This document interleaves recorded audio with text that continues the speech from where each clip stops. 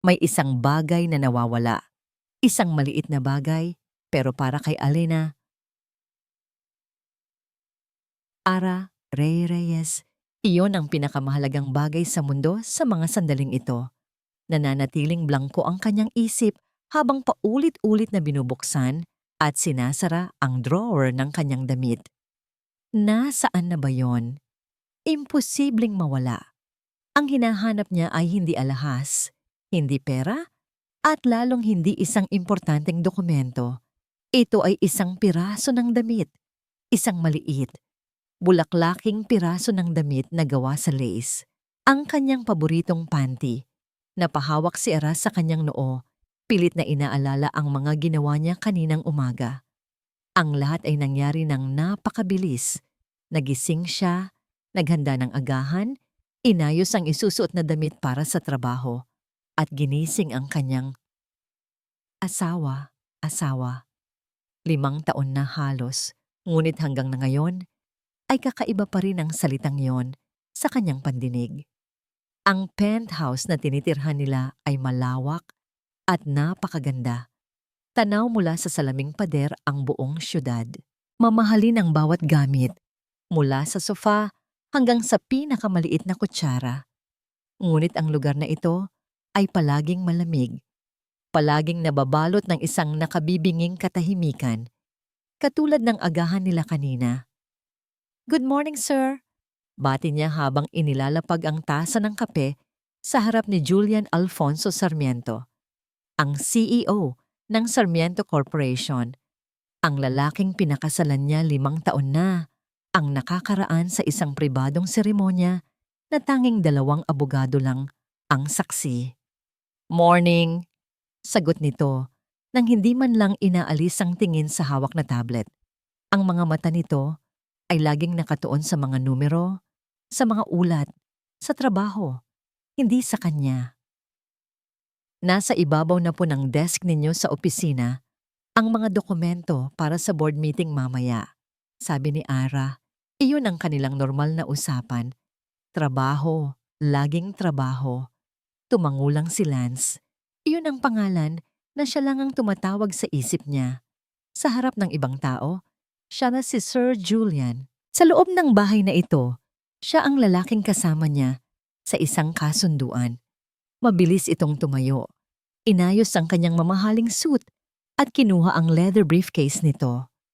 Sa sobrang pagmamadali nito, hindi nito napansin ang isang maliit na tuwalya na nahulog mula sa upuan. Agad niya itong pinulot at inabot dito. "Sir, naiwan ninyo." Kinuha yon ni Lance nang hindi tumitingin at mabilis na isinilid sa loob ng briefcase. "Thanks, I need to go." At umalis na ito. Ganoon lang. Walang ingat ka, walang halik, walang kahit anong bakas ng pagiging mag-asawa. At ngayon, habang nakatayo sa harap ng kanyang drawer, biglang nag-init ang buong mukha ni Ara. Isang nakakakilabot na ideya ang pumasok sa kanyang isip. Ang maliit na tuwalya. Hindi iyon tuwalya.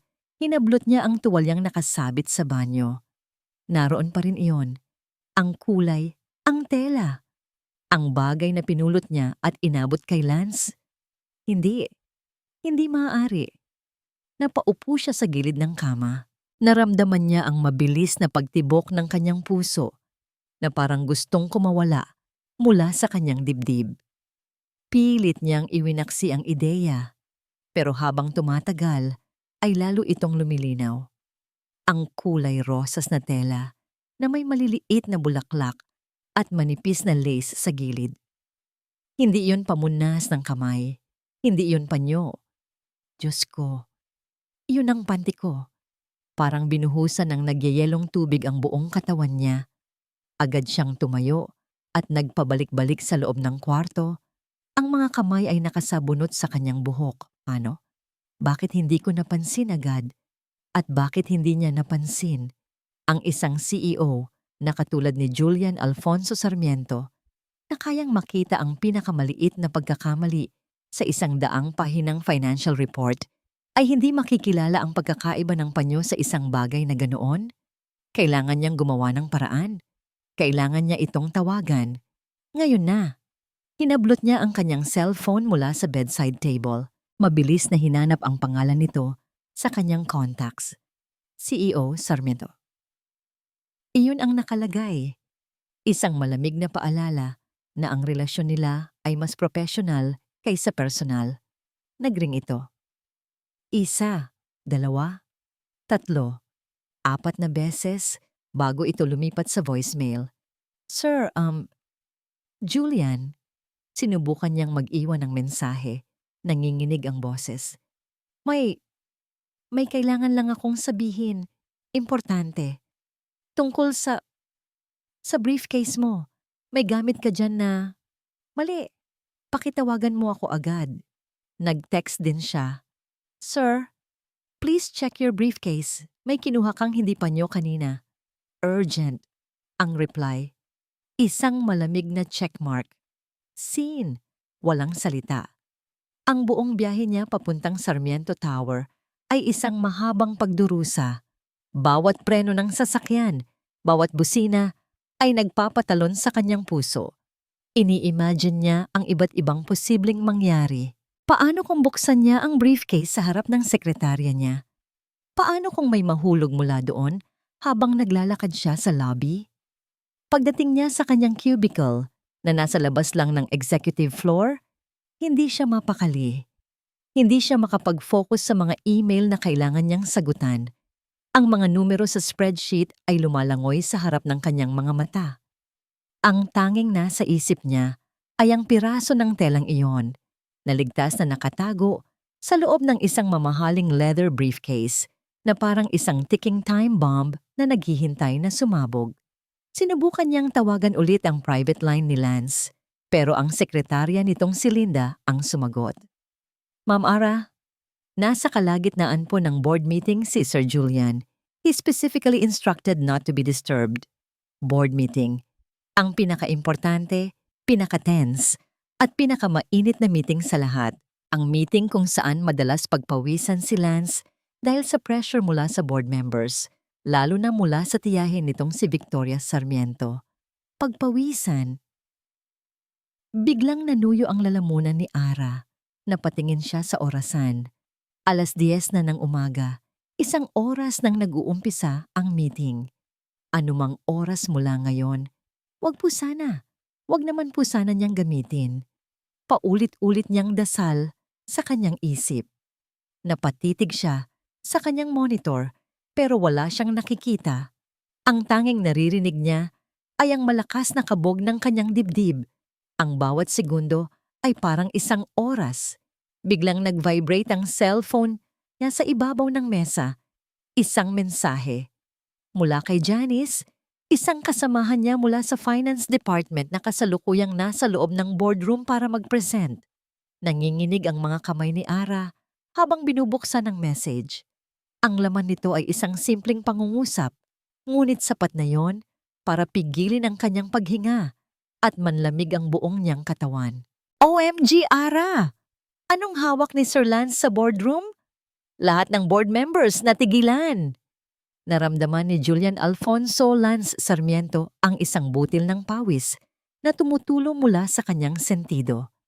Ang hangin sa loob ng boardroom ay mabigat at siksik. Ang boses ng head ng finance department ay tila ugong na lang sa kanyang pandinig habang ipinapaliwanag nito ang mga numero sa malaking screen. Mainit. Sobrang init. O baka dahil lang iyon sa matalim na tingin na ipinupukol sa kanya ni Victoria Sarmiento mula sa kabilang dulo ng lamesa. Ang kanyang tiyahin ay parang isang buwitre, laging nag-aabang ng pinakamaliit na senyales ng kahinaan para sunggaban siya.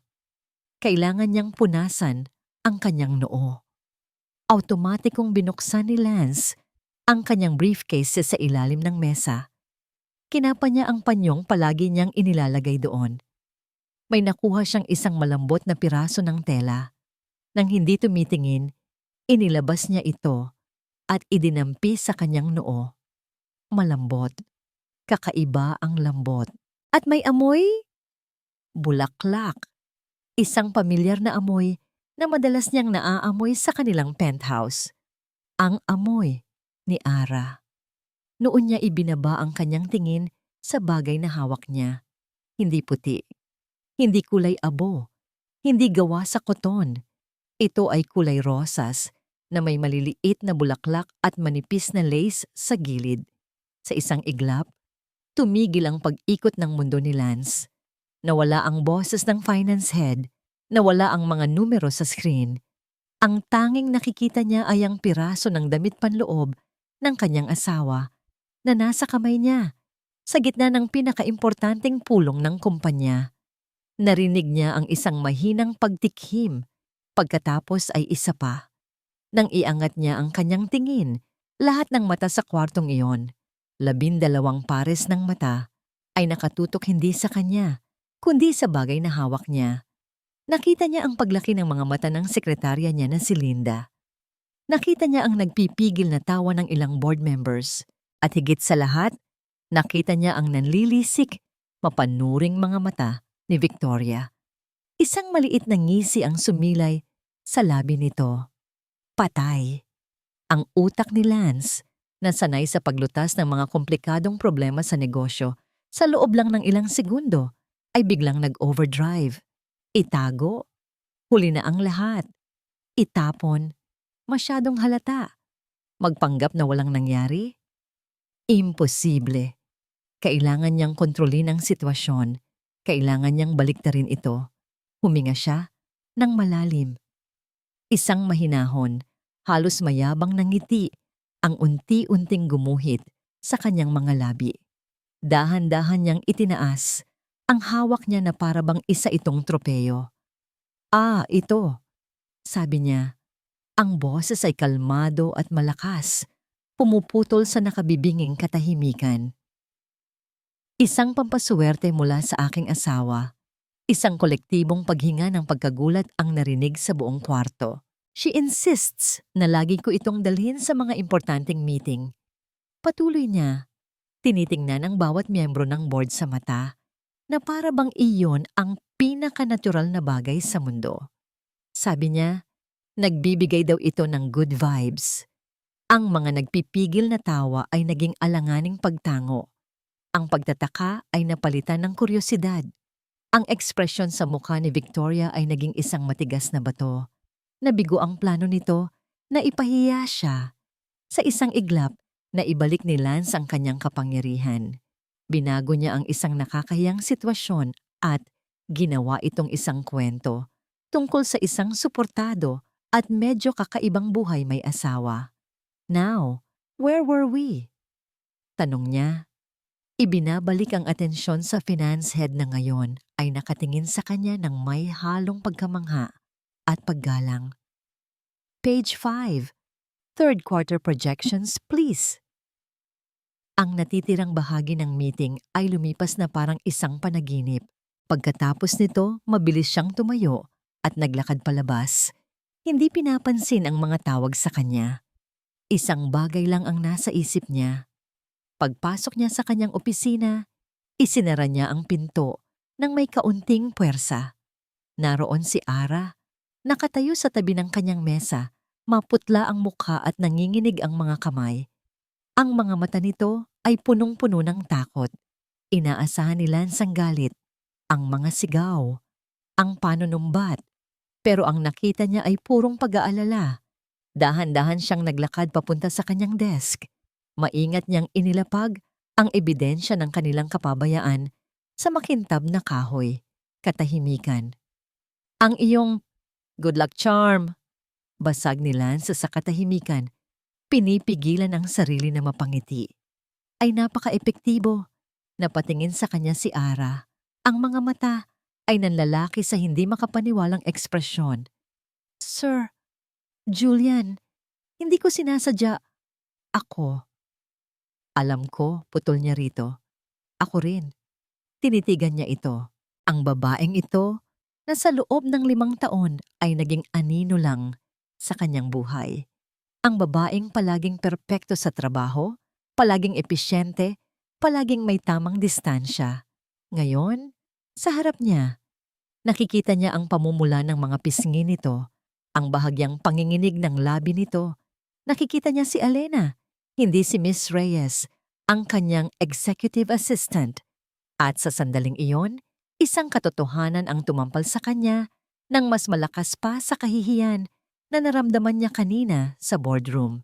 Isang buwan na lang, isang buwan na lang, at matatapos na ang kontrata nila.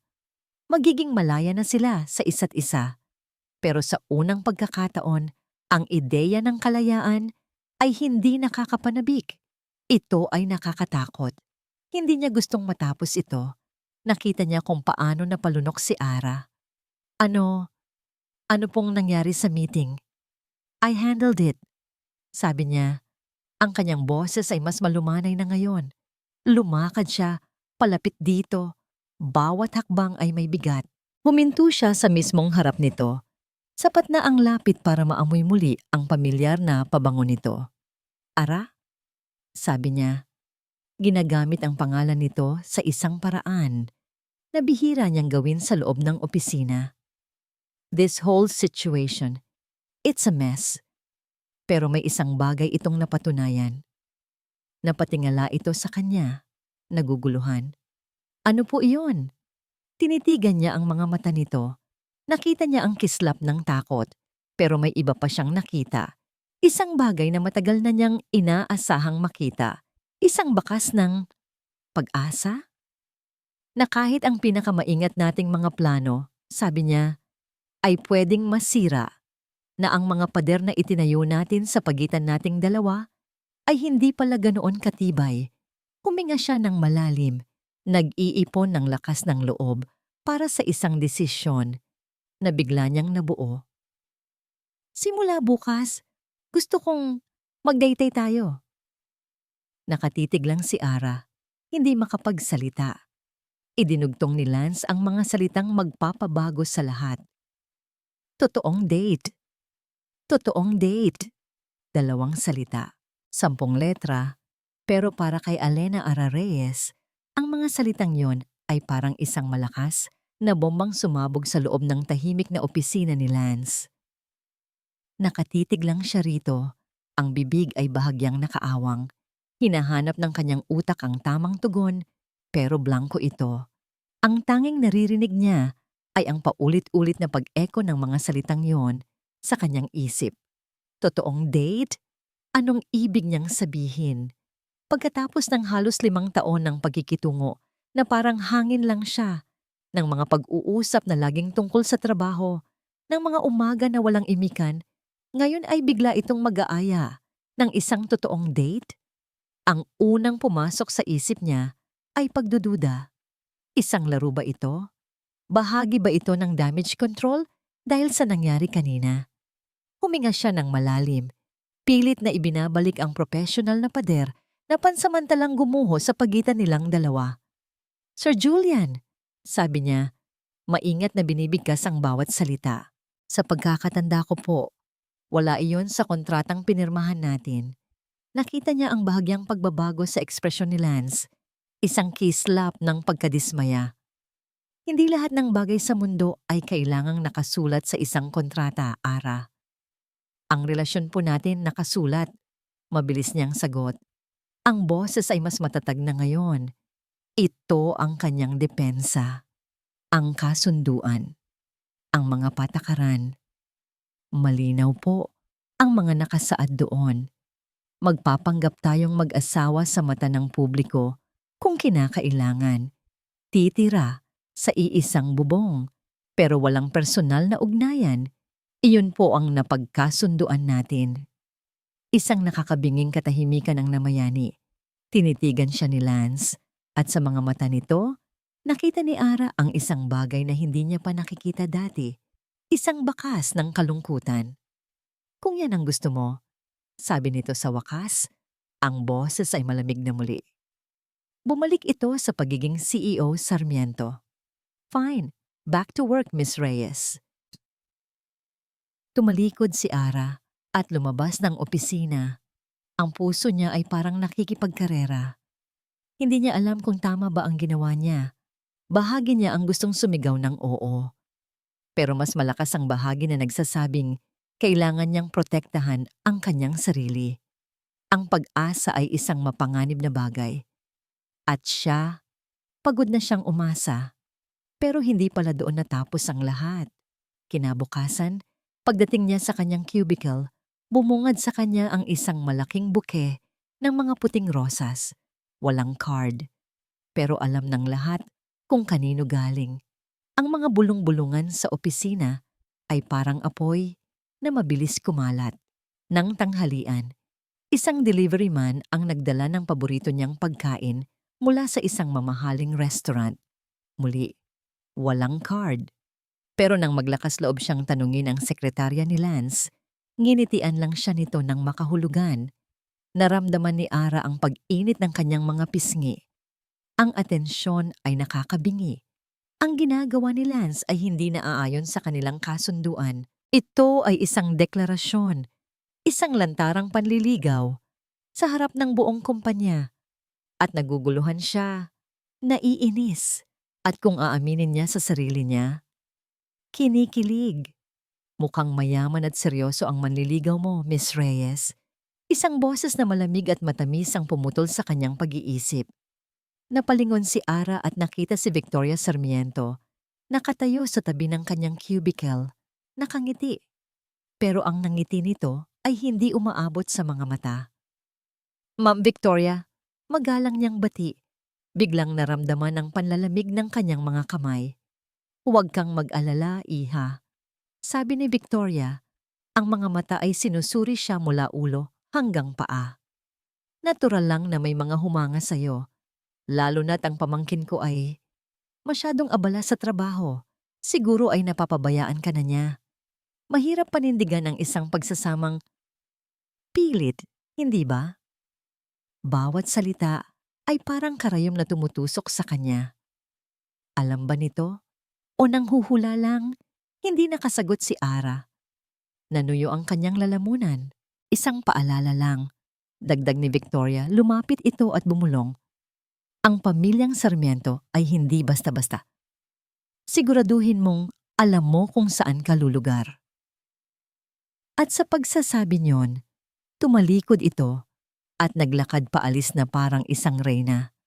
Naiwan si Ara na nanginginig, hindi sa galit, kundi sa takot. Paalis na sana siya nang biglang may humawak sa kanyang braso. Napasinghap siya nang makita si Lance. Ang mukha nito ay madilim, ang mga panga ay nagtagis. Nakita ba nito ang lahat? Are you okay? Tanong nito. Ang boses ay mabatay-mababa at puno ng pag-aalala. Tumango lang si Ara, hindi magawang magsalita. Nakita ni Lance ang pagdaan ni Victoria sa dulo ng hallway na lumingon pa pabalik na may mapanuyang ngiti. Isang desisyon ang nabuo sa mga mata ni Lance. Isang mapusok na desisyon. Hinila siya nito palayo sa kanyang cubicle, papunta sa gitna ng hallway. Lance, anong ginagawa mo? Gulat niyang tanong. Hindi ito sumagot. Sa halip, humarap ito sa kanya. Ang mga kamay nito ay maraahang humawak sa kanyang mga balikat. Ang mga mata nito ay nakatitig sa kanya na para bang sila lang ang tao sa mundo. At sa harap ng ilang empleyado na napahinto sa paglalakad, sa harap ng nanlalaking mata ni Linda at sa ilalim ng mapanuring tingin ni Victoria na nasa malayo. Ibinaba ni Lance ang kanyang mukha.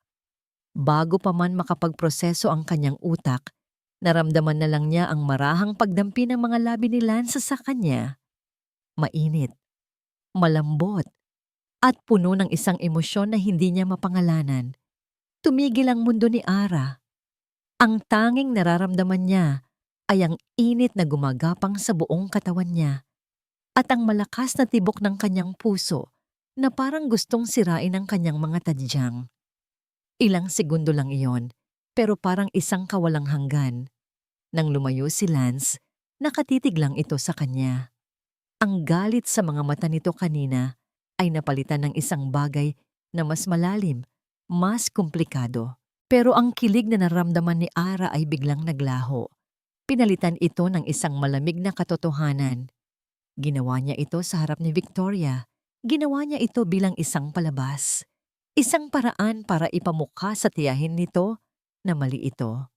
Ginamit na naman siya. Ang init sa kanyang pisngi ay napalitan ng init ng galit at sakit. At bago pa niya mapigilan ang sarili, ang kanang kamay niya ay kusa ng tumaas at lumapat sa pisngi ni Lance. Plak! Isang malakas, malutong na tunog ng sampal ang bumasag sa katahimikan ng hallway. Natigilan ng lahat. Ang mga bulungan ay namatay. Ang mga empleyadong nakakita ay napatakip sa kanilang mga bibig. Ang mga mata ay nanlalaki sa gulat. Si Lance, ang makapangyarihang CEO ng Sarmiento Corporation, ay nanatiling hindi gumagalaw. Ang ulo niya ay bahagyang nakatagilid mula sa lakas ng sampal. Unti-unti, isang mapulang marka ang gumuhit sa kanyang pisngi. Ang mga mata niya, na ilang segundo lang ang nakalipas, ay puno ng nag-aalab na damdamin, ay ngayon ay puno ng purong pagkabigla. Naramdaman ni Ara ang pag-init ng kanyang mga mata. 2 butil ng luha ang pilit niyang pinipigilang pumatak. Ang kanyang boses ay nanginginig, ngunit puno ng pait nang siya ay magsalita. "Huwag na huwag mo akong gagamiting piyesa sa digmaan ninyo," sabi niya. Sapat lang ang lakas para marinig nito. Ang bawat salita ay tila isang punyal na ibinabaon niya, hindi lang kay Lance, kundi pati na rin sa sarili niyang puso. Huwag na huwag. Hindi na niya hinintay pa ang sagot nito. Tumalikod siya at halos patakbong umalis. Hindi niya pinansin ang mga nakatinging mata. Hindi niya pinansin ang mga bulungan na tiyak na mag-uumpisa na namang muli. Ang tanging gusto niya ay makalayo. Makalayo mula kay Lance. Makalayo mula sa kahihiyan. At makalayo mula sa katotohanan na ang unang halik na matagal na niyang pinangarap ay isa lang palang kasinungalingan. Ang paghaplos ng hangin mula sa air conditioner ay parang yelo sa pisngi ni Julian Alfonso Sarmiento. Ngunit mas malamig pa roon ang pakiramdam sa loob niya. Nakatayo siya sa likod ng salaming pader ng kanyang opisina, nakatanaw sa malawak na syudad sa ibaba. Pero hindi yun ang nakikita niya. Ang tanging paulit-ulit na naglalaro sa kanyang isip ay ang eksena kanina sa hallway. Ang tunog ng sampal, ang tingin ng kanyang mga empleyado, ang sakit sa mga mata ni Ara. Idinikit niya ang kanyang palad sa salamin. Malamig. Katulad ng naging reaksyon niya. Sa halip na magalit, ang naramdaman niya ay isang malalim na pagkabigo. Pagkabigo sa sarili. Tama si Ara. Ginawa niya itong isang palabas, isang power play laban kay Victoria. Sa pagnanais niyang protektahan ito, ginamit niya ito at sinaktan niya ito nang higit pa sa kayang gawin ng masasakit na salita ng kanyang tiyahin. Kinuha niya ang kanyang cellphone at idinial ang isang numero na halos kabisado na niya. "Hello, kuya?" Masiglang sagot mula sa kabilang linya. Si Isabel, ang nakababata niyang kapatid. "So, anong nangyari sa grand romantic gesture mo? Kinilig ba siya?" Bumuntong hininga si Lance. Ang bigat ng mundo ay tila nasa kanyang mga balikat. "She slapped me." Isang sandaling katahimikan. What?" "Sinampal niya ako, Belle, sa gitna ng hallway, sa harap ng maraming tao." "Oh," sabi lang ni Belle. Pagkatapos ng ilang segundo, narinig niya ang isang mahinang tawa. "Well, I guess she has a point." "Belle?" Saway niya naiinis. "Kuya, pakinggan mo." Naging seryoso ang boses nito. "You're a brilliant CEO. You can handle multi-billion peso deals. Pero pagdating sa pag-ibig, kasing tanga ka ng isang bato. Hindi mo pwedeng daanin sa strategy ang puso. Kailangan mong maramdaman." "I was trying to protect her from Tita Victoria." Katwiran niya. "By using her? By making a scene? Kuya, that wasn't for her. That was for your pride." Prangkang sabi ni Belle. "Kailangan mo ng mas matinding tulak. Something that will force you to be real. To be vulnerable." "And what do you suggest I do now?" Tanong niya, pagod na. "Just give it a day. Let things cool down. And trust me, sabi nito, may kakaibang tono sa boses. Ako nang bahala. Kinabukasan, ang tensyon sa opisina ay halos hinihiwa ng kutsilyo. Ang mga empleyado ay umiiwas sa kanyang tingin. Naglalakad sila na parang may dalang mga itlog. Maging si Ara sa kanyang cubicle ay tila mas abala sa kanyang computer. Hindi man lang siya tinitingnan. Gusto niya itong puntahan. Gusto niyang humingi ng tawad. Pero ano ang sasabihin ni Enya? Ang mga salita ay tila nawala sa kanya. Bandang hapon na nang mapansin niya ang isang pagbabago sa labas ng kanyang opisina. May isang lalaking nakatayo sa tabi ng cubicle ni Ara. Matangkad ito, maganda ang tindig, at nakasuot ng isang simpleng polo shirt at slacks. Hindi ito mukhang empleyado. May hawak itong isang maliit na bouquet ng mga sunflower. Nakita ni Lance kung paano nagulat si Ara nang makita ang lalaki. May sinabi ito at ngumiti. Isang ngiti na pamilyar kay Lance, pero hindi pamilyar sa konteksto. Hindi ito ang professional na ngiti na ibinibigay ni Ara sa mga kliyente. Ito ay isang tunay, medyo nahihiyang ng ngiti. Sino ang lalaking iyon? Naramdaman ni Lance ang unti-unting pag-init ng kanyang dugo. Isang emosyon na hindi niya madalas maramdaman ang nagsimulang kumulo sa loob niya. Pagseselos, hindi niya marinig ang pinag-uusapan nila, ngunit nakikita niya ang galaw ng kanilang mga katawan. Ang lalaki ay mukhang magiliw. Si Ara, pagkatapos ng ilang sandali ng pag-aalinlangan, ay dahan-dahang tumango. Tumayo si Ara. Kinuha nito ang kanyang bag. Inabot ng lalaki ang mga bulaklak sa kanya. At magkasama silang naglakad papunta sa elevator.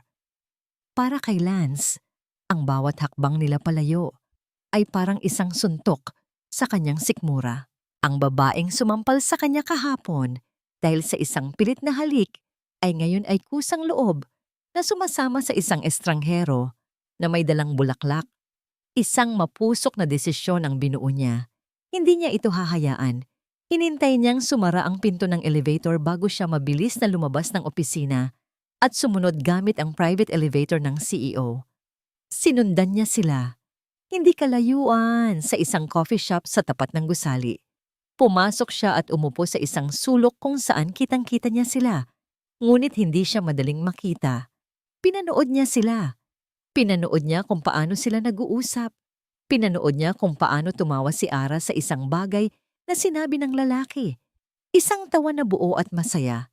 Isang tawa na hindi pa niya kailanman naririnig mula rito sa loob ng 5 taon. Ang bawat tawa ni Ara ay parang isang karayom na tumutusok sa kanyang puso. Lumapit ang isang waiter sa mesa nila. Ang ingay ng paggawa ng kape sa likuran ay pansamantalang nag-ingay. Ngunit sa paghupa nito, isang pangungusap mula sa lalaki ang malinaw na narinig ni Lance. Isang pangungusap na nagpatigil sa pagtibok ng kanyang puso at nagpadilim sa kanyang paningin. Ara, sabi ng lalaki, nakatitig dito ng may sinseridad. Matagal na kitang gusto. Ara, matagal na kitang gusto. Ang mga salita ay lumutang sa hangin at sa isang segundo, naramdaman ni Ara ang pagbilis ng tibok ng kanyang puso dahil sa purong gulat. Si Dave Salcedo, ang kaibigan ng kapatid ni Lance na minsan niya lang nakilala sa isang party?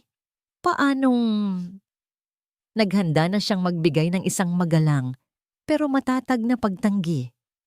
Ngunit bago pa man niya maibuka ang kanyang bibig, nakita niya ito. Isang mabilis, halos hindi mahahalata na pagkindat mula kay Dave. At kasabay ng kindat na yon, lahat ng piraso ay biglang nagkabit-kabit sa isip ni Ara. Ang biglaang paglitaw ni Dave, ang perpektong tiyempo.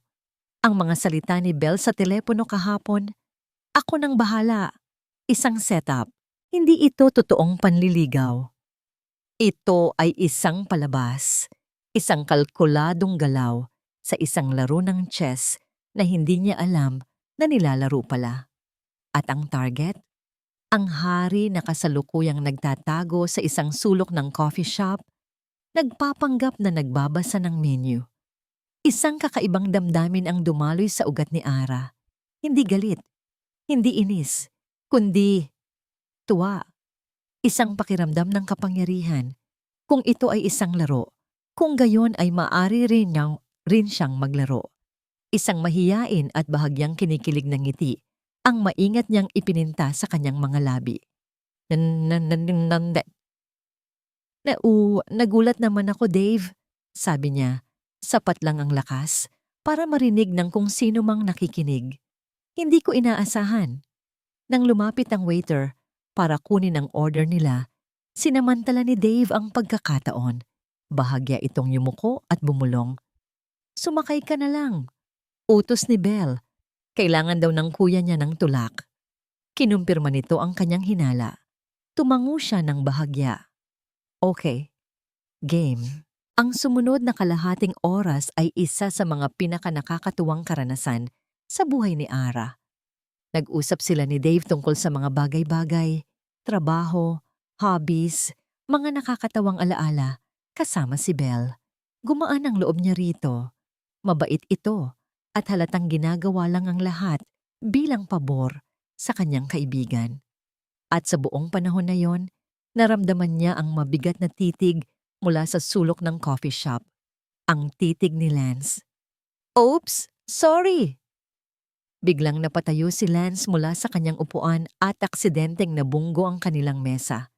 Ang tasa ng kapeng hawak niya ay tumapon, diretso sa puting polo shirt ni Dave. Oh my God! Sigaw ng ilang customer. Sir Julian! Gulat na sabi ni Ara.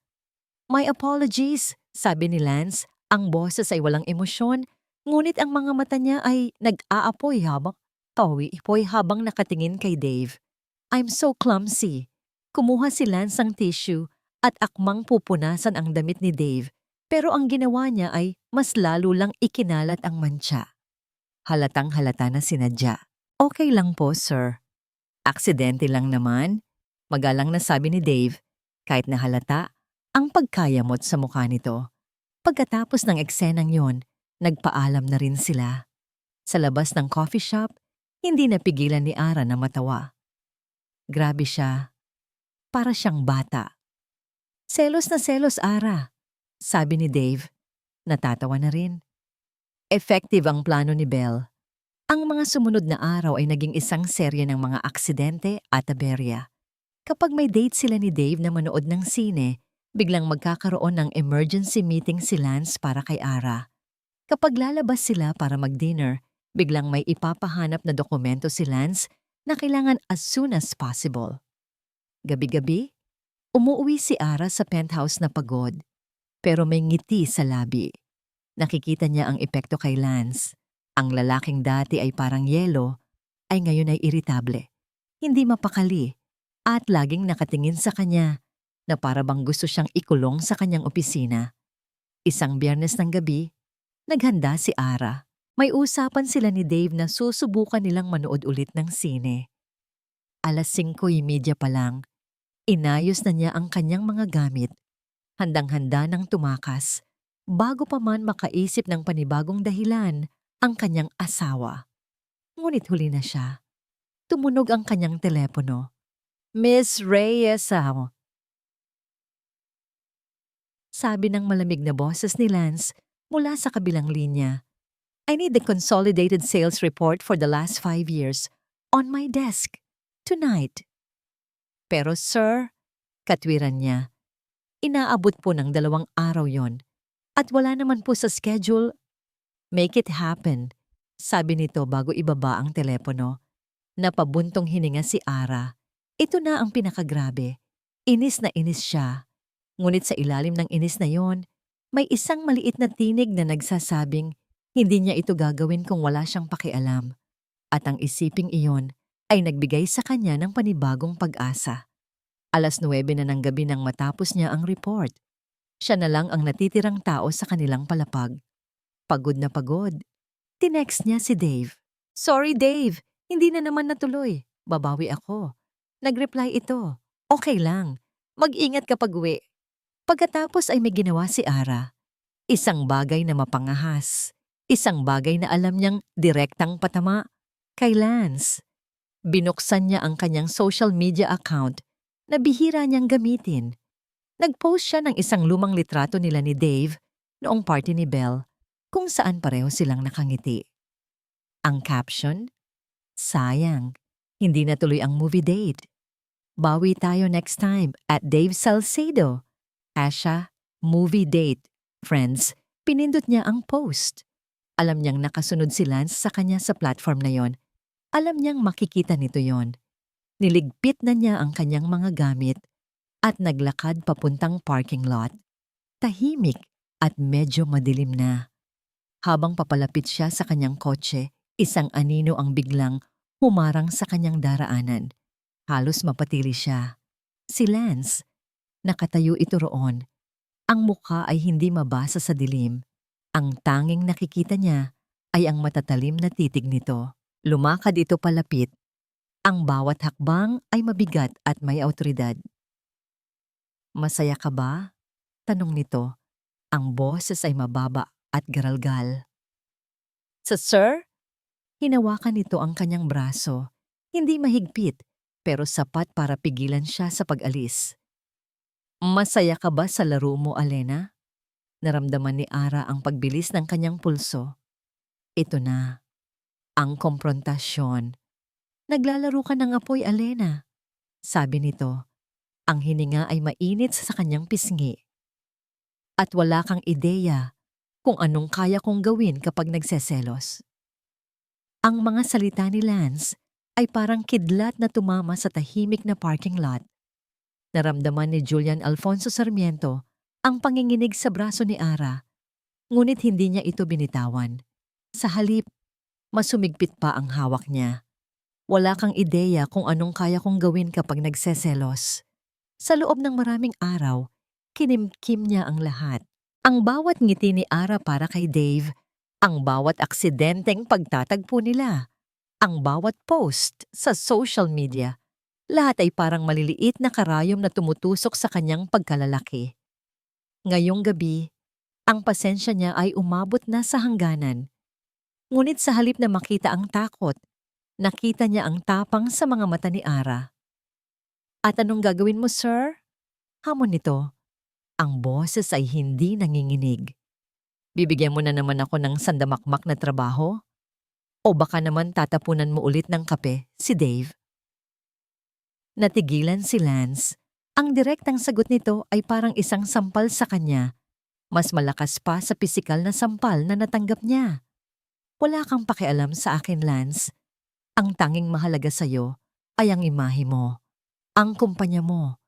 Kaya huwag kang umarte na parang apektado ka dahil pareho nating alam na ang lahat ng ito ay isang malaking kasinungalingan," sabi ni Ara. At sa huling salita, naramdaman niya ang pagbasag ng boses nito. Binitawan niya ito. Dahan-dahang umatras si Ara. Pumasok sa kanyang kotse at mabilis itong pinaharurot paalis. Iniwan siyang nakatayo roon, mag-isa sa didilim, na may mga salitang tumatatak sa kanyang isipan. "Wala kang pakialam sa akin, Lance. Mali. Iyon ang pinakamalaking pagkakamali. Dahil ang totoo, sobra siyang nag-aalala, sobra siyang apektado, at yun mismo ang kinatatakutan niya." Pag-uwi sa penthouse, ang katahimikan ay mas mabigat kaysa dati. Walang Ara na naghihintay, walang bakas ng presensya nito. Nagpunta siya sa bar at nagsali ng isang baso ng whiskey. Kailangan niyang malaman, sino ba talaga si Dave Salcedo? Ano ang koneksyon nito kay Ara? Hindi siya makapapayag na isang estranghero na lang ang biglang sisira sa anumang pag-asang natitira para sa kanila. Kinuha niya ang kanyang telepono at tinawagan ang kanyang private investigator. "I want a full background check on a man named David Salcedo. Everything. Now." Kinabukasan, habang nasa kalagitnaan ng isang walang kwentang meeting, pumasok ang kanyang sekretarya at nag-abot ng isang brown envelope. Confidential. Binuksan niya ito. Sa loob ay mga litrato at mga dokumento. Edukasyon, trabaho, pamilya. Walang kahina-hinala. Isang ordinaryong arkitekto mula sa isang respetadong pamilya. Ngunit sa huling pahina, may isang litrato na nagpatigil sa kanyang paghinga.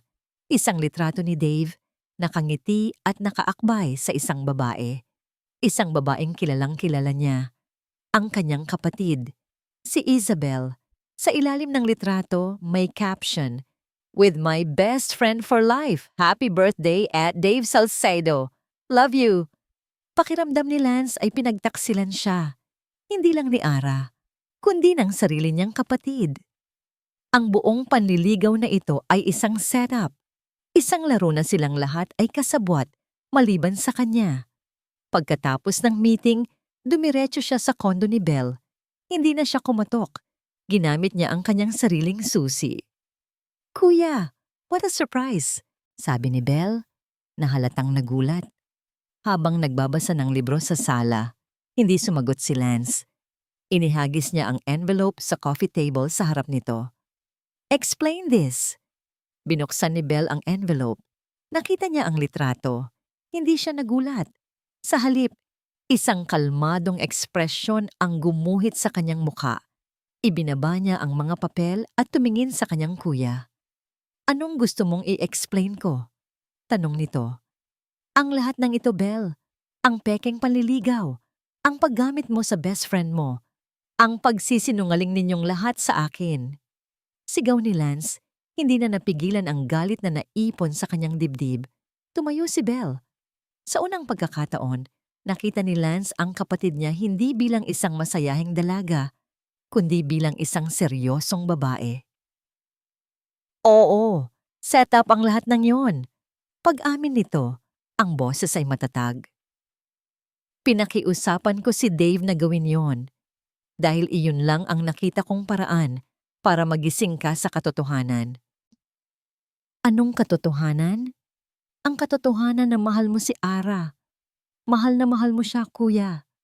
Pero sa sobrang takot mong masaktan at sa sobrang taas ng pride mo bilang isang Sarmiento, mas gugustuhin mo pang itago ang lahat sa likod ng isang kontrata kaysa aminin ang totoo mong nararamdaman."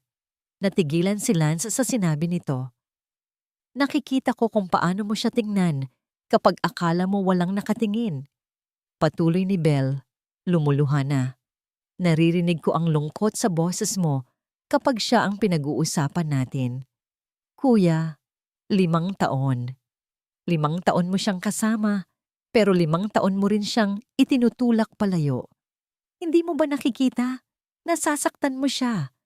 At higit sa lahat, sinasaktan mo ang sarili mo." Ang galit ni Lance ay unti-unting naglaho, napalitan ng isang emosyon na matagal na niyang iniiwasan. Sakit. Pag-amin, umupo siya sa sofa, napasabunot sa kanyang buhok. Tama si Belle. Tama siya sa lahat ng bagay. "Gusto ko lang na maging masaya ka, kuya," sabi ni Belle. Umupo sa tabi niya at hinawakan ang kanyang kamay. "At ang kaligayahan mo ay nasa babaeng iyon. Pero hindi mo siya makukuha sa pamamagitan ng pagiging isang aroganteng CEO. Makukuha mo siya sa pamamagitan ng pagiging Julian, ang kuya ko. Ang lalaking marunong magmahal." Sa sandaling iyon, isang malinaw na pag-unawa ang tumama kay Lance. Lahat ng ginawa niya ay mali. Ang pagiging cold, ang mga patakaran, ang pagseselos, ang paggamit ng halik bilang sandata. Mali lahat. Kailangan niyang baguhin ang lahat. Kailangan niyang maging tapat. Biglang tumunog ang kanyang telepono. Isang numero na hindi niya kilala. Pero ang pangalan na lumabas ay nagpatindig ng kanyang mga balahibo. Si Victoria Sarmiento. "Hello, tita?" sagot niya. "Julian, apo," sabi nito. Ang boses ay puno ng huwad na pag-aalala. "Mayroon akong ilang mga litrato dito na baka gusto mong makita. Medyo interesting. Ang asawa mo kasama ang isang binatang lalaki. Mukhang napakasaya nila. Maghanda ka ng humarap sa board. Mukhang may kailangan kang ipaliwanag." Ang tawag ni Victoria ay parang isang malamig na anunsyo ng digmaan. Alam ni Elena Ara Reyes na darating ang araw na ito, pero hindi niya inaasahan na ganito kabilis. Kinaumagahan, bago pa man siya makarating sa kanyang cubicle, ramdam na niya ang mga titig, ang mga bulungan, ang mga empleyadong nag-iiwasan ng tingin kapag dumadaan siya. Ang hangin sa buong palapag ay mabigat, puno ng tsismis na kasing talim ng bubog. Sa office pantry, narinig niya ang dalawang babae na nag-uusap ng pabulongho. Nakita mo ba yung mga pictures? Grabe ang sweet nila. Sino kaya yung guy? Kawawa naman si Sir Julian. Mukhang totoo nga ang sabi-sabi na for convenience lang ang kasal nila. Nabitawan ni Ara ang hawak niyang tasa.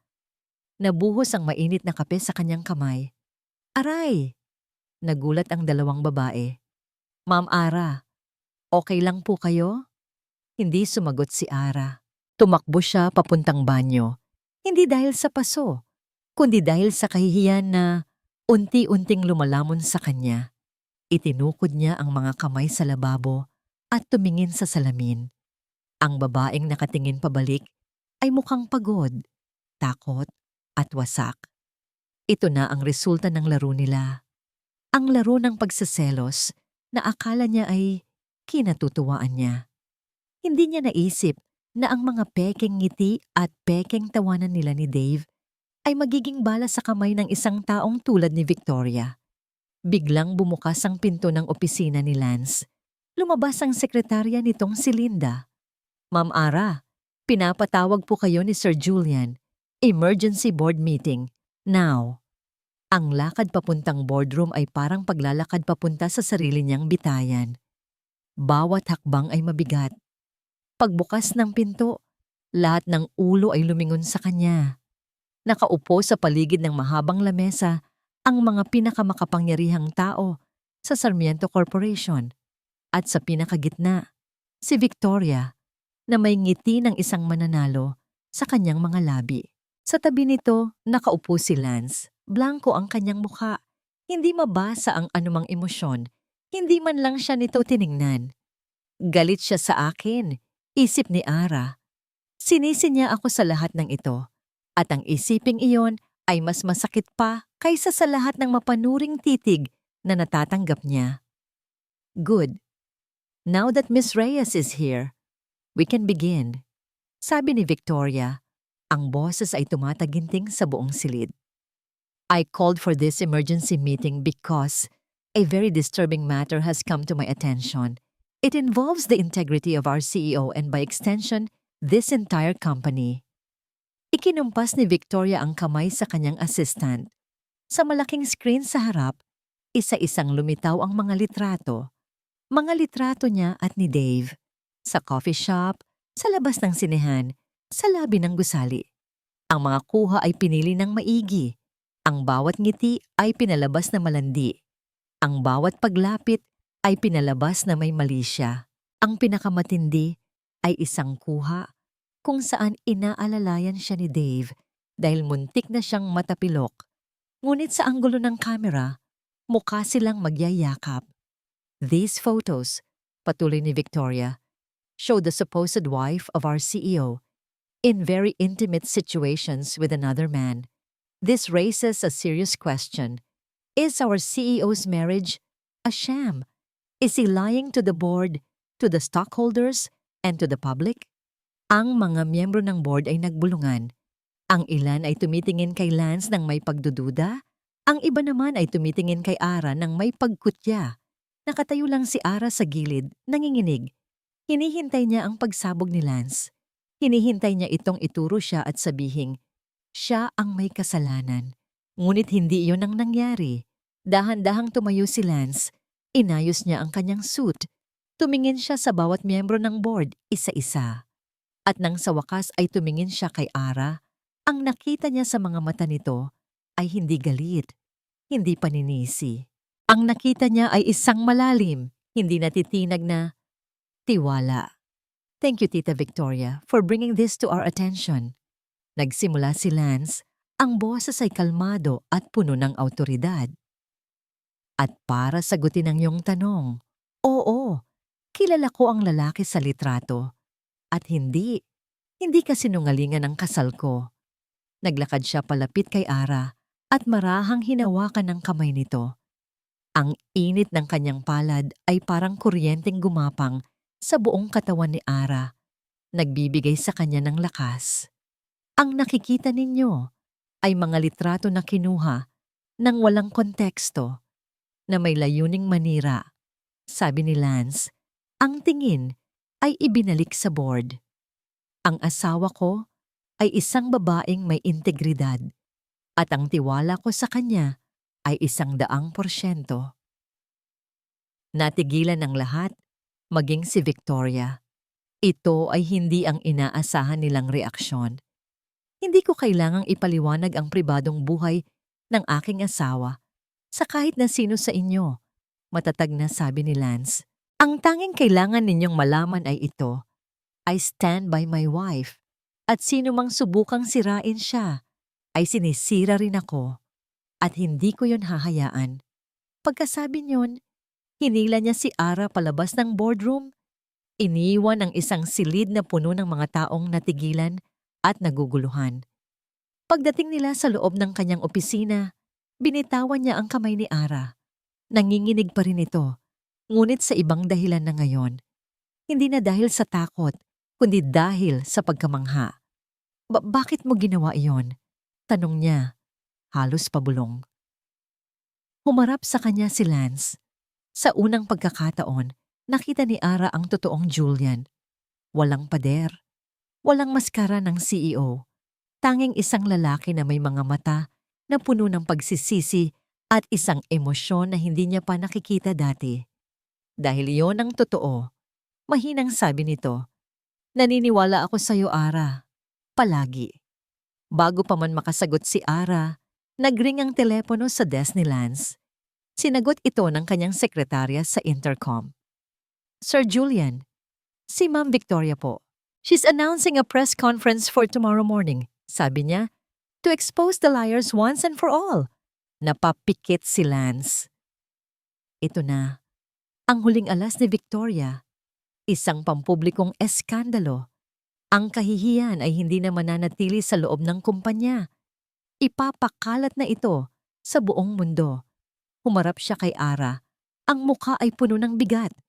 Nasa bingit sila ng pagkawala ng lahat. Ang kumpanya, ang reputasyon, ang lahat ng pinaghirapan nila.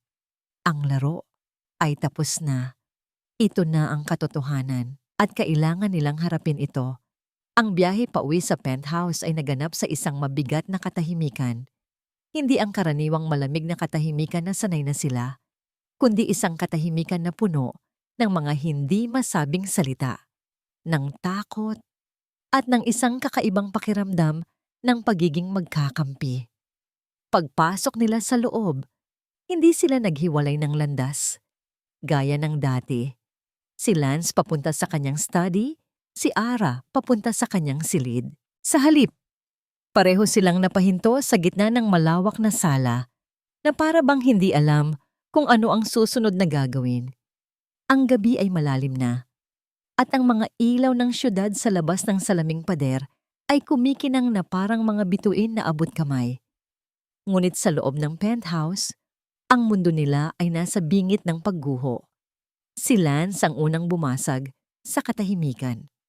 Gusto mo ng kape? Tanong niya. Ang boses ay mahina. Tumango lang si Ara. Nagpunta sila sa kusina. Habang nagtitimpla si Lance ng kape, umupo si Ara sa isang bar stool, pinagmamasdan ang bawat galaw nito. Ang CEO ng Sarmiento Corporation, na sanay mag-utos sa daan-daang empleyado, ay ngayon ay maingat na nagtitimpla ng 2 tasa ng kape na para bang ito ang pinakaimportanteng gawain sa mundo. Inilapag nito ang 1 tasa sa harap niya. Alam kong mali ako, Ara, sabi nito bigla. Hindi tumitingin sa kanya. Ang mga mata ay nakatuon sa ibabaw ng tasa. Sa lahat ng bagay, napatitig si Ara sa kanya. Ang pagiging cold, ang pagtrato sa'yo na parang empleyado lang, ang paghalik sa'yo sa hallway, ang pagsaselos ko. Huminga ito ng malalim. Lahat iyon mali at humihingi ako ng tawad.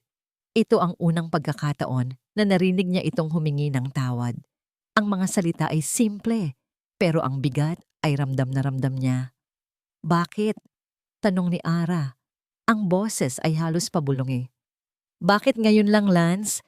Bakit kailangan pang umabot sa ganito? Sa wakas, inangat ni Lance ang kanyang tingin. At sa mga mata nito, nakita ni Ara ang isang lalim ng sakit at pagsisisi na hindi niya kailanman inakala. Dahil duwag ako, pag-amin nito. At dahil may dahilan ang lahat ng ito, isang dahilan na hindi ko sinabi sa'yo. Ikinuwento ni Lance ang lahat. Ang huling habilin ng kanyang lolo. Ang probisyon sa testamento na nagsasabing makukuha lang niya ang buong kontrol sa Sarmiento Corporation kung siya ay magpapakasal at mananatiling kasal sa loob ng 5 taon. Ito raw ang paraan ng kanyang lolo para masigurong may isang taong magpapatatag sa kanya. Isang anchor sa gitna ng magulong mundo ng negosyo. Kailangan ko ng isang taong mapagkakatiwalaan, sabi ni Lance. Isang taong hindi habol ang pera o kapangyarihan ko. At sa lahat ng taong kilala ko, ikaw lang ang pumasok sa isip ko. Kaya inalok kita ng kasunduan. Isang business deal. Nakinig lang si Ara. Ang bawat salita ay dahan-dahang nagpoproseso sa kanyang isip. Kaya pala, iyon pala ang dahilan. Hindi lang para sa imahe. Ito ay para protektahan ang pamana ng kanyang pamilya. Pero may isa pa akong sikreto. Ara, patuloy ni Lance. At sa pagkakataong ito, tumayo siya at lumapit sa kanya. Hinawakan nito ang kanyang mga kamay. Malamig ang mga ito, nanginginig. Ang pinakamalaki kong kasinungalingan ay hindi ang kontrata. Ang pinakamalaki kong kasinungalingan ay ang pagpapanggap na wala akong nararamdaman para sa'yo.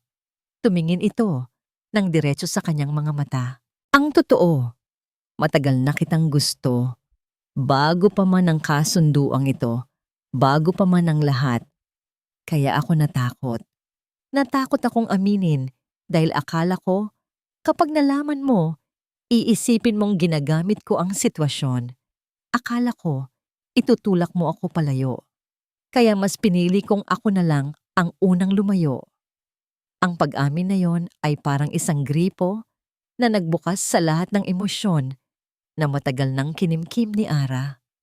Ang sakit, ang pag-asa, ang pag-ibig na pilit niyang ibinabaon sa loob ng 5 taon. Tumulo ang mga luha sa kanyang mga mata. Akala ko, nagsimula siya, humihikbi. Akala ko, ako lang.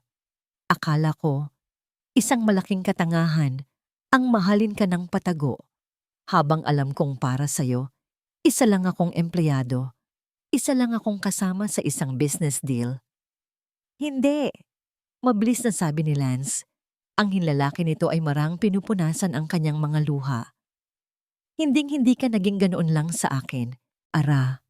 Sa loob ng 5 taon, ikaw ang unang hinahanap ko pagkagising ko at ang huling iniisip ko bago ako matulog.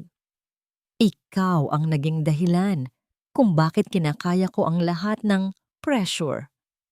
Ang mga pader sa pagitan nila ay tuluyan ng gumuho. Ang penthouse, na dati ay malamig at malawak, ay biglang naging isang maliit at mainit na kanlungan. Maaring mawala sa akin ang kumpanya bukas, sabi ni Lance. Ang boses ay puno ng emosyon. Maaring mawala sa akin ang lahat ng pinaghirapan ko. Hinigpitan nito ang hawak sa kanyang mga kamay. Pero ayokong mawala ka. Hindi ko kakayanin kung pati ikaw ay mawawala sa akin.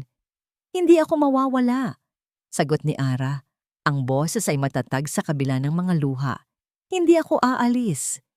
Hindi ko na kailangan ng kumpanya, Ara, sabi ni Lance. Ang mga mata ay nagsusumamo.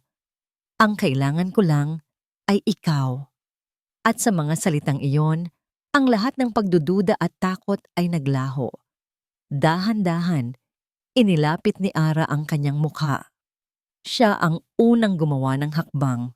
Nang maglapat ang kanilang mga labi, hindi yun katulad ng halik sa hallway. Hindi yun mapusok o pilit. Ito ay malumanay, isang pagtatapat, isang pagtanggap, isang pangako.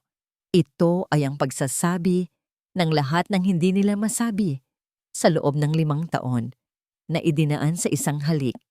Nang maghiwalay sila, magkadikit pa rin ang kanilang mga noo. Pareho silang humihinga ng malalim na para bang iyon ang unang pagkakataon na nakahinga sila ng maluwag sa loob ng mahabang panahon. Tumingin si Lance kay Ara. Isang bagong determinasyon ang nagniningning sa kanyang mga mata. Bukas, sabi nito, hindi tayo magtatanggol. Hindi tayo magde-deny. Huminga ito ng malalim. Hinawakan ang kanyang pisngi. Bukas, ikukwento natin sa kanila ang lahat. Ang totoo. Ikukwento natin sa kanila ang ating kwento. Ang press conference room ay parang isang kulungan ng mga leon. Ang bawat sulok ay puno ng mga reporter, mga kamera na parang mga matang laging nag-aabang. At ang hangin ay siksik sa pag-aabang ng isang malaking eskandalo. Para kay Elena Ara Reyes, ang bawat flash ng kamera ay parang isang maliit na paghatol. Nakatayo siya sa gilid, sa likod ng entablado, katabi si Lance. Ang kamay niya sa loob ng palad nito ay nanginginig at malamig. Kaya natin to, bulong ni Lance, pinisil ang kanyang kamay. Ang init mula roon ang tanging bagay na nagpapakatatag sa kanya. Nakita nilang pumasok si Victoria Sarmiento. Naglalakad ito na parang isang reyna na handa nang sakupin ang kanyang kaharian. Ang nangiti sa mga labi nito ay matamis, ngunit puno ng lason. Bawat reporter ay bumabati sa kanya. Ito ang kanyang sandali, ang kanyang tagumpay. Umupo ito sa gitna ng mahabang mesa sa entablado, handa nang simulan ng kanyang pag-atake. Bago magsimula si Mrs. Sarmiento, isang boses ang pumutol sa lahat. Lahat ng mata ay napalingon. Si Lance, hila-hila siya nito. Dahan-dahan silang umakyat sa entablado. Hindi sila umupo sa mga upuang nakahanda. Sa halip na natili silang nakatayo sa gitna, magkahawak kamay na parang isang pader na hindi kayang gibain. Ang bulungan sa kwarto ay biglang naging isang nakabibinging katahimikan. Ang nangiti sa mukha ni Victoria ay unti-unting naglaho, napalitan ng pagkalito. Hindi ito ang inaasahan niya. Kinuha ni Lance ang isang mikropono. Huminga siya ng malalim. Ang mga mata ay matapang na hinarap ang daan-daang taong nasa harap nila. Magandang umaga sa inyong lahat. Nagsimula siya. Ang boses ay kalmado at malinaw. Bago pa man may masabi, ang kahit na sino. Nandito kami ng asawa ko para sabihin sa inyo ang totoo. Ang buong katotohanan. Tumingin ito kay Victoria. May mga kumakalat na paratang na ang kasal namin ay isang kasinungalingan at sa isang banda, may katotohanan po iyon. Isang kolektibong paghinga ng pagkagulat ang narinig sa buong silid. 5 taon na ang nakalipas. Patuloy ni Lance. Pumasok kami sa isang kasunduan, isang kasal sa papel na may kontrata bilang pagsunod sa huling habilin ng aking lolo para maprotektahan ang kumpanyang ito. Isa yung desisyon na ginawa ko dahil sa obligasyon, hindi dahil sa pag-ibig. Humarap siya kay Ara.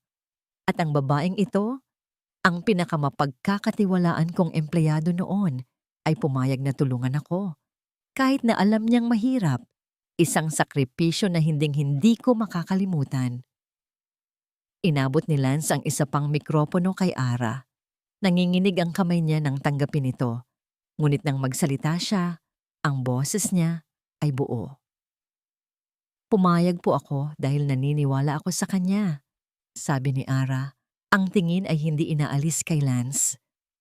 Pumayag ako dahil nakita ko ang dedikasyon niya para sa kumpanyang ito at sa kanyang pamilya.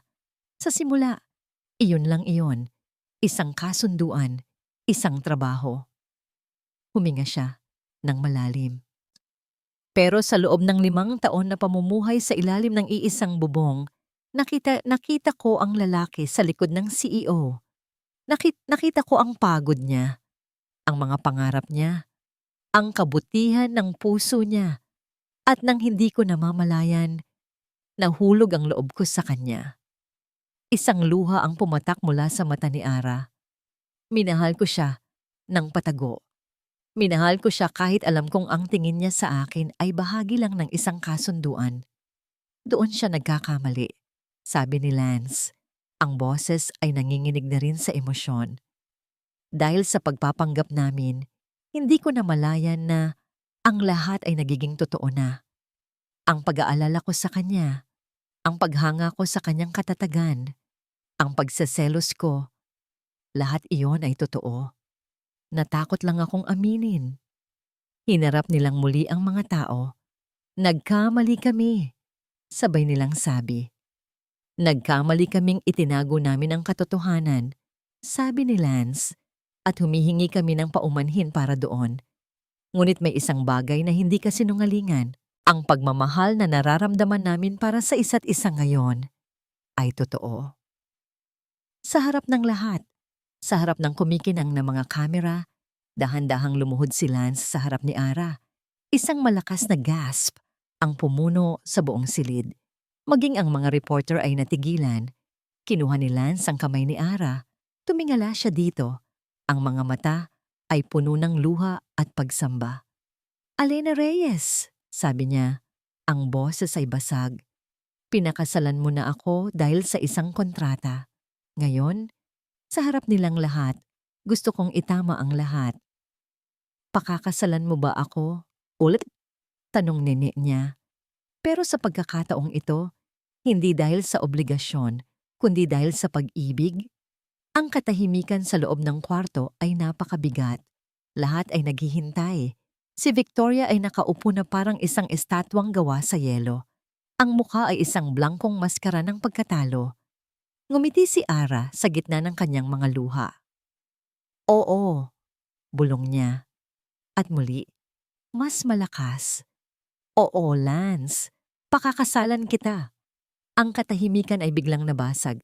Hindi ng mga tanong, hindi ng pagkutya, kundi ng isang malakas, umaatikabong palakpakan.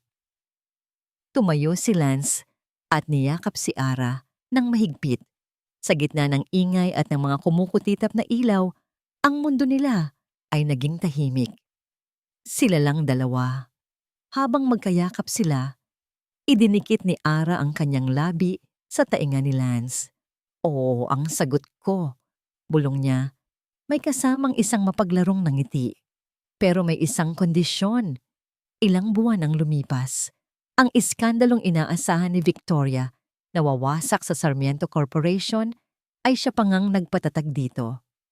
Ang kwento ng pag-iibigan ni Lance at Ara na nagsimula sa isang kasunduan at nagtapos sa isang matapang na pag-amin ay naging usap-usapan, hindi bilang isang tsismis, kundi bilang isang modernong alamat ng pag-ibig. Ang tiwala ng publiko at ng mga stockholders ay mas lalo pang tumaas.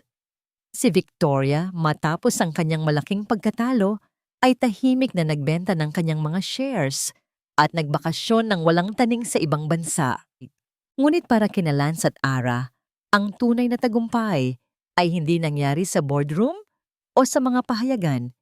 Ito ay nangyayari ngayon. Sa isang pribadong beach resort sa Palawan, sa ilalim ng papalubog na araw, nakatayo sila sa harap ng isa't isa. Walang daan-daang bisita, walang mga kamera. Tanging ang pinakamalalapit na pamilya at kaibigan, kasama na doon si Belle at ang natatawang si Dave, ang naroroon para saksihan ang kanilang pangalawang sumpaan. Ang kondisyon ko, bulong noon ni Ara kay Lance, sa gitna ng press conference, ay dapat tayong dalawa ang maghahanda ng ating kasal. Walang wedding planner, walang malaking team, tayo lang. At tinupad nila yon. Sa loob ng ilang buwan, sila mismo ang pumili ng lugar, ng pagkain, ng musika. May mga pagkakataong nagtatalo sila sa kulay ng bulaklak. May mga gabing napupuyat sila sa paggawa ng listahan. Nakita ni Ara ang isang Lance na hindi kailanman nakita ng mundo. Isang Lance na hindi marunong pumili sa pagitan ng dalawang klase ng cake. Isang Lance na natataranta kapag hindi niya mahanap ang tamang salita para sa kanyang wedding vow. Isang Lance na masaya at totoo.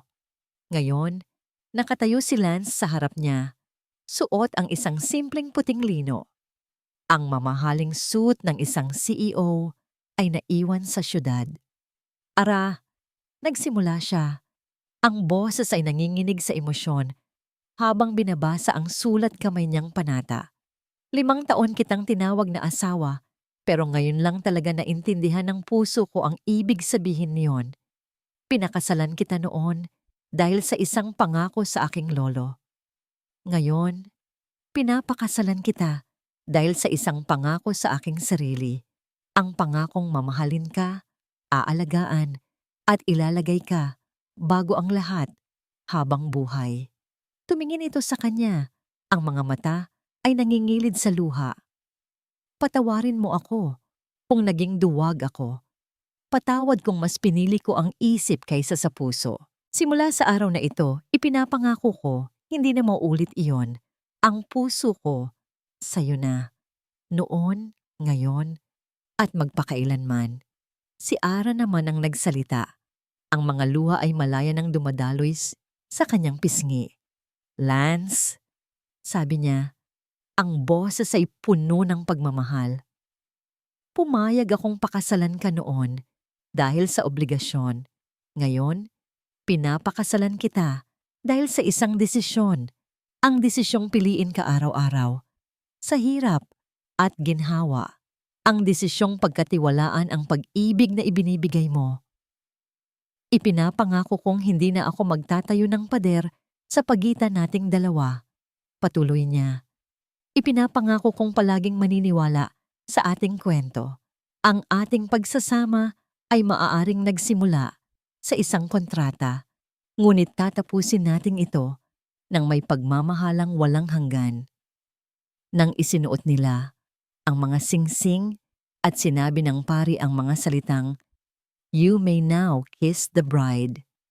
Ang halik nila ay hindi na isang pagtatapat o isang pag-aamin. Ito ay isang celebration. Isang simula. Kinagabihan, habang ang mga bisita ay nagsasayahan, naglakad sila palayo, magkahawak kamay, sa dalampasigan. Ang langit ay puno ng mga bituin, at ang tunog lang na maririnig ay ang marahang paghampas ng mga alon. Sumandal si Ara sa balikat ni Lance. Sino ang mag-aakala, sabi niya, na ang lahat ng ito ay mag-uumpisa sa isang bulaklaking panty sa loob ng isang briefcase? Natawa si Lance, isang tawang malalim at masaya. Siguro yun talaga ang good luck charm ko. Niyakap niya si Ara mula sa likod, habang sabay nilang pinagmamasdan ang karagatan. Salamat, bulong ni Lance sa buhok nito. Para saan? Tanong ni Ara. Salamat dahil hindi ka sumuko sa akin. Humarap si Ara sa kanya. Hinaplos nito ang pisngi niya. Ang marka ng sampal noon ay matagal nang naghilom, ngunit ang alaala ay nananatili. Isang paalala ng kanilang magulong simula. Ang kasal natin ay nagsimula sa isang pangako, sabi ni Ara. Inuulit ang bahagi ng kanyang panata. Pero magtatagal ito dahil sa pag-ibig. Ngumiti si Lance. Mahal kita, Alena Reyes Sarmiento. Mahal din kita, Julian Alfonso Sarmiento, sagot niya. Ang CEO ng buhay ko. At sa ilalim ng kalawakan na puno ng mga bituin, sa isang dalampasigan na saksi sa kanilang pangalawang pagkakataon, sila ay sa wakas at sa katotohanan naging isa. At dito nagtatapos ang kwento ni na Julian at Alena. Maraming salamat sa inyong walang sawang pagsubaybay at pakikinig. Bawat kabanata ng kanilang pag-iibigan ay isinulat ng may pag-asa na sana'y may isang bahagi ng kanilang kwento na nakapukaw sa inyong mga puso. Habang isinusulat ko ang bawat tagpo mula sa nakakatuwang insidente ng panty sa briefcase Hanggang sa pinakamasasakit na pagtatalo, naramdaman ko ang bawat takot at kilig na kanilang pinagdaanan. Nais kong ibahagi sa inyo ang isang kwento, hindi lamang tungkol sa pag-ibig, kundi tungkol din sa katapangan. Ang katapangan na aminin ang pagkakamali. Ang katapangan na maging tapat sa sarili, at ang katapangan na sumugal muli. Kahit minsan ka nang nasaktan, sana'y maging paalala ang kwento ni na Lance at Ara na ang tunay na pag-ibig ay hindi palaging perpekto. Minsan, ito ay magulo, puno ng hindi pagkakaunawaan at nangangailangan ng higit pa sa tibok ng puso. Nangangailangan ito ng pasensya, pag-unawa at higit sa lahat, pagpapatawad. At sana, sa anumang unos na inyong hinaharap, huwag kayong mawala ng pag-asa na ang bawat kontrata ng tadhana ay maaaring mauwi sa isang panghabang buhay na sumpaan ng pag-ibig. Ano ang pinakapaborito ninyong bahagi ng kanilang kwento? Nais kong marinig ang inyong mga saloobin. Iwan ninyo ang inyong komento sa ibaba. Muli, mula sa kaibuturan ng aking puso, maraming salamat.